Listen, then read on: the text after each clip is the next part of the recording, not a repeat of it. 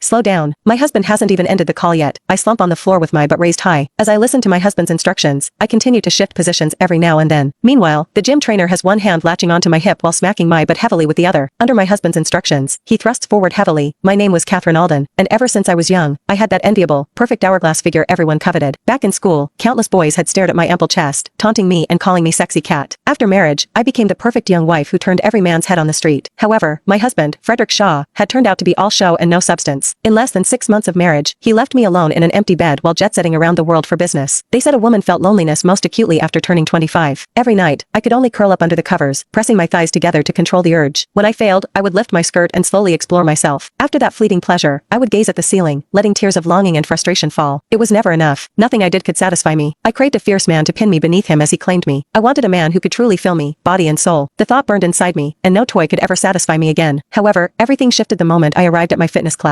My new coach was a 6-foot-tall college student with broad shoulders and a narrow waist. When I walked in, he was lifting a barbell, showing off every defined muscle. His arms looked strong enough to lift me effortlessly. The entire gym seemed charged with raw masculinity. All the restlessness I had been barely holding back flared up again. I almost couldn't stop myself from rushing over and straddling his lap right then and there. My eyes drifted down to the space between his legs, and my breath caught. It was larger than I expected. If I were to be with him, would I be stretched to my limit? Are you here to work out? Come on in. Your regular coach is off today, so I'm filling in. I'm Samuel Wolf. His words snapped me out of my thoughts. I lowered my flushed face, trying to hide the thoughts I just had about his young, toned body. Oh, okay, alright, let's get started. First, sit on this exercise ball, and we'll do a few warm-up moves. Samuel brought the ball over. I sat down, following his gesture, but my poor balance made me wobble all over the place. With a sudden lurch forward, I crashed into his firm chest. The scent of his masculinity hit me immediately. I hadn't been this near a man in ages, and suddenly, every part of me thrummed with anticipation. Be careful, fearing I would stumble. Samuel reached out to steady my waist. His strong hands enclosed my slender frame, and when they brushed against the sides of my chest, tingling heat shot through me. I felt completely at his mercy, as if a single misstep could make me melt right into his arms. Next, engage your core and lean over this exercise ball. He was completely focused on the exercise, unaware that his touch had already ignited my body and left my cheeks burning with heat. I shook my head hard, trying desperately to push those inappropriate thoughts aside. Just as Samuel instructed, I leaned forward over the exercise ball. Excellent, just like that. Hold your position, Samuel said, looking down at my form. Suddenly, he barked. Don't let your hips lift. He swatted my backside. All the desire I had just forced myself to suppress ignited again. My legs clamped together uncontrollably, and a wave of warmth flooded my lower body, pulling wetly between my thighs. Afraid Samuel